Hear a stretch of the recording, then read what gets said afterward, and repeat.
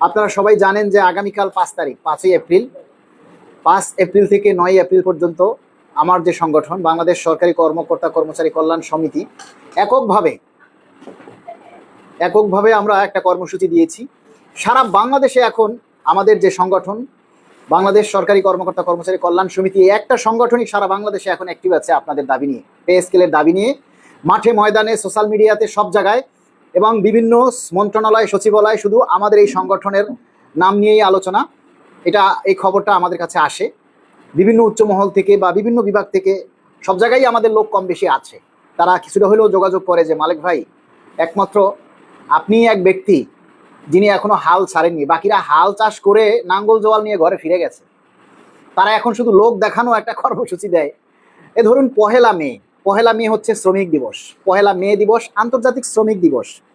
ওই দিন যে আন্দোলন হয় সরকার এগুলি কাউন্ট করে না, কারণ ওই দিন উমিদ্যা সুমিদ্যা লম্বা সোম্বা সবাই একটা ব্যানার নিয়ে লাল ফিতা একটা মাথায় দিয়ে তারপরে ট্রাক একটা ভাড়া কইরা ডেরাম বাজাইবে আর রাস্তায় রাস্তায় হট্টেন ঘুরবে, দুপুরের সময় এক প্লেট বিরিয়ানি খাইয়া বাসায় চলে যাইবে। আর সংগঠনে যারা নেতা তারা দেখাইবে আমি হামকে বাবু, আমি দা প্রেসিডেন্ট অমুক কমিটি। এই হচ্ছে বিষয়। পহেলা মে দিবসের আন্দোলন সরকার কখনো কাউন্ট করে না, এটা আমাদের বাংলাদেশে করে না, কারণ এটা একটা আন্তর্জাতিক দিবস। ওই দিন আন্দোলন করতে হবে। যারা সারা বছরেও নামে না ওই দিন আপনি তাদেরকেও মাঠে পাবেন। সো যাই হোক, ওইটা আমাদের বিষয় না। আমাদের বিষয় হচ্ছে পে স্কেল বাস্তবায়নের জন্য এখনো সবাইকে মারমুখী অবস্থায় থাকতে হবে। আমি আজকে একটা পোস্ট দিয়েছি, আপনারা অনেকেই আমাদেরকে সাপোর্ট করতে করতে ক্লান্ত, অনেকেই বলতেছেন আর কত কমেন্ট করবো, আর কত সজাগ থাকবো। যখন বলি সোচ্চার হন, আর কত সোচ্চার হবো, আর কত সজাগ থাকবো, আর পারতেছি না। মানে আমাদেরকে আপনারা যারা লাইক কমেন্ট শেয়ার করে সহযোগিতা করেন, বলেন আপনারা আমাদের পাশে আছি, তারা লাইক কমেন্টস করতে করতে এখন আপনারা ক্লান্ত হয়ে গেছেন। আর আমি সেটা নিয়ে একটা পোস্ট দিয়েছি, যারা যুদ্ধ ময়দানে ক্লান্ত হয়ে যায় বুঝতে হবে যে তারা পরাজয়ের শেষ প্রান্তে। আর যুদ্ধের ময়দানে ক্লান্ত বলে কোনো কথা নাই, হয় আপনি পরাজয় বরণ করবেন, নয়তো আপনি জয়লাভ করে ঘরে ফিরবেন। ক্লান্ত মান্ত বলে কোনো কথা নাই। আপনি যখন যুদ্ধের মাঠে নামবেন, হয় আপনি পরাজয় হয়ে ঘরে ফিরবেন, আর না হয় আপনি জয় হয়ে ঘরে ফিরবেন। এখন আপনি যদি বলেন যুদ্ধের মাঠে আমি ক্লান্ত, হাঁপাইয়ে গেছি, তার মানে আপনাকে দিয়ে আর যুদ্ধ হবে না। আমার কথাটা কি বোঝা গেছে?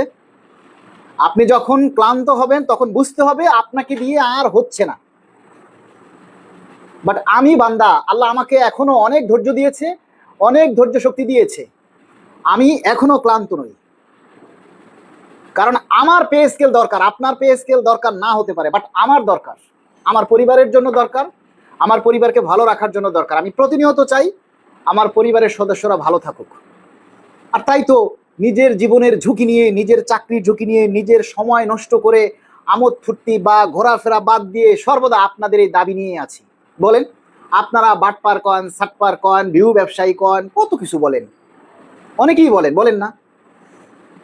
এতেও আমি অনুপ্রেরণিত হই, কারণ আপনি যখন আমাকে একটা খারাপ ভাষায় গালি দেন তখন আমি সচেতন হই।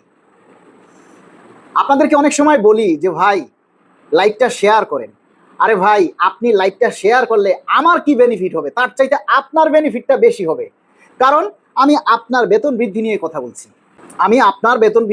বলছি। তাহলে আপনার তো উচিত যে মালিক ভাই যেহেতু আমার দাবির কথাটা নিয়ে কথা বলছে, তাহলে তাকে সর্বোচ্চ সাপোর্ট করা আমার উচিত না?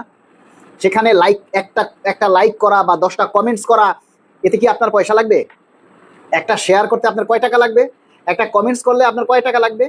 আপনারা অনেকেই জানেন না যে আমার এই পেজগুলি সরকার পক্ষ থেকে বিভিন্ন জায়গা থেকে পর্যবেক্ষণ করা হয়। আপনাদেরকে বারবার বলি যে ভাই জরিপ করি, আপনারা মতামত দিন। আপনারা কেউ গায়ে মাখান না। ওরে ভাই, একটা বিষয় আপনারা, সাধারণ বিষয় আপনারা কেন বোঝেন না? আপনি যত পজিটিভ নিয়ে, যত দাবি আদায় নিয়ে কমেন্টস করবেন, তখন সরকার বুঝবে যে সবাই অ্যাক্টিভ, সবাই দাবিটা চায়। আপনারা যখন কেউ কমেন্টস করেন না, কেউ আমাদের এই দাবির কথাগুলি যখন ভাইরাল হয় না, তখন সরকার মনে করে ধর এটি পাত্তা দেওয়ার টাইম নেই, এটি কোনো বিষয়ই না। ধরুন আপনি একটা দাবি নিয়ে আপনার অফিস থেকে 10 জন একজন অফিসারের কাছে গেল, আর একজনই একটা অফিসারের কাছে গেল। তাহলে একজন যেখানে গেছে তারে কি মূল্য দিবে, গুরুত্ব দিবে? আর যেখানে 10 জন গেছে সেখানে কি অফিসার কথা বলার আগে চিন্তা করবে যে 10 জন আসছে, আমি তাদের সাথে এভাবে কথা আমি বলবো না? তাহলে আমি একা যদি চিল্লাই, সরকার বুঝতে পারতেছে যে এই পাবলিকরা অ্যাক্টিভ না, এই পাবলিকদেরকে আমরা রাস্তায় নামতে না করছি, কিন্তু সোশ্যাল মিডিয়ায় দাবিটা জানানোর জন্য তো না করে নাই। সোশ্যাল মিডিয়ায় দাবিটা জানানোর জন্য কি না করছে? এই যে আমরা এত রিস্ক নিয়ে এই সরকারের আমলে কর্মসূচি ঘোষণা করেছি যে 5 তারিখ থেকে 9 তারিখ পর্যন্ত প্রতিটা জেলা থেকে এই আপনাদের দাবি নিয়ে স্মারকলিপি দিবেন। জেলা জেলা জেলা পর্যায় থেকে উপজেলায় যারা আছেন তারাও আপনারা স্মারকলিপি দিতে পারেন, কোনো বাধা নেই। উপজেলায় যারা আছেন তারা ডিসির কাছে স্মারকলিপি দিবেন, কোনো বাধা নেই।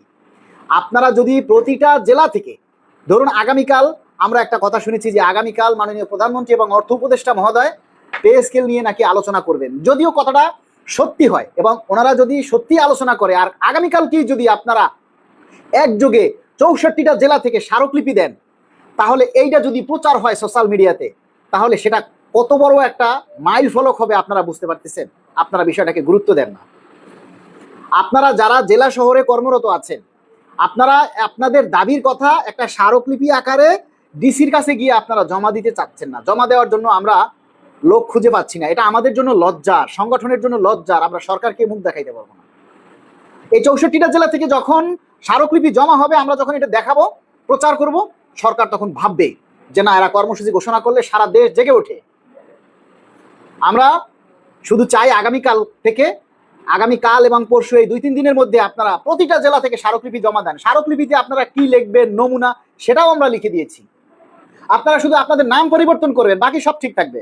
এবার বলুন আপনারা কে কোন জেলায় আছেন এবং কে কোন জেলা থেকে আমাদের এই স্মারকলিপিটা দিতে পারবেন। একটু কষ্ট করুন ভাই, আপনাকে রাস্তায় নেমে আন্দোলন করতে বলিনি। আপনারা 4 জন, 5 জন, 10 জন, 15 জন যারা পারেন, আপনারা এই স্মারকলিপিটা সবাই আপনার জেলার ডিসি মহোদয়ের সামনে গিয়ে তার হাতে দিবেন, ছবি তুলবেন, ফেসবুকে প্রচার করবেন, আর ছবিটা আমার হোয়াটসঅ্যাপে পাঠিয়ে দিবেন। আমি 64 জেলার 64টা ছবি দিয়ে একটা রিপোর্ট করব। 64টা জেলার 64টা স্মারকলিপি জমা দেওয়ার ছবি দিয়ে আমি একটা রিপোর্ট করব, প্রতিবেদন তৈরি করব। তাই আপনারা একটু কষ্ট করে আমার পেজে দেখেন, স্মারকলিপি দেয়া আছে, নমুনা স্মারকলিপি, আমরা যেটা ঢাকা আগামীকাল সকাল 11টায় ঢাকা ডিসি অফিসে আমরা জমা দিব। আরেকটা কথা হচ্ছে, আগামীকাল সকাল 11টায় আমরা ঢাকার ডিসি অফিস, যে সদরঘাটে যে জজ কোড আছে, সেই জজ কোডের সংলগ্ন কাছাকাছি ডিসি অফিস, সেই ডিসি অফিসে আমরা আগামীকাল সকাল 11টায় স্মারকলিপি জমা দিব। আপনারা যদি এই সমস্ত এলাকায় যারা আছে, দূর থেকে আমি আসতে বলবো না, সদরঘাট এলাকায়, জজ কোড এলাকায় যে সরকারি অফিসগুলি আছে, গুলিস্তান বা মতিঝিল থেকে, আপনারা যদি 2-4-5 জন কেউ যেতে চান, তাহলে ঠিক 11টায় ঢাকা ডিসি অফিসের মেইন গেটে আপনারা থাকবেন। ওখান থেকে আমরা একত্রিত হয়ে ডিসি অফিসের সামনে আমরা ওখানে দাঁড়িয়ে কথা বলবো এবং ডিসি মহোদয়ের সাথে আমরা মিটিং করব এবং ডিসি মহোদয়ের সাথে আমরা কথা বলে স্মারকলিপি জমা দিবে। তাই আপনারা সবাই আমন্ত্রিত। আর আপনারা যে জেলা থেকে দিবেন, 4 জন, 5 জন, 10 জন যারা পারেন, তারা ডিসি অফিসে আপনারা এই স্মারকলিপি জমা দিবেন। এবং ডিসি অফিসে যারা কর্মরত আছেন, বাংলাদেশের প্রতিটা ডিসি অফিসে যারা আছেন, তারা যদি আমার এই কথাগুলি শুনতে পান, আপনারা সর্বাত্মক সহযোগিতা করবেন যারা স্মারকলিপি জমা দিতে যাবে। বিশেষ করে ডিসি মহোদয়ের একান্ত যারা সহকারী থাকেন, তাদেরকে অনুরোধ করছি আপনারা সবাই এই স্মারকলিপি জমা দিতে আপনারা সহযোগিতা করবেন।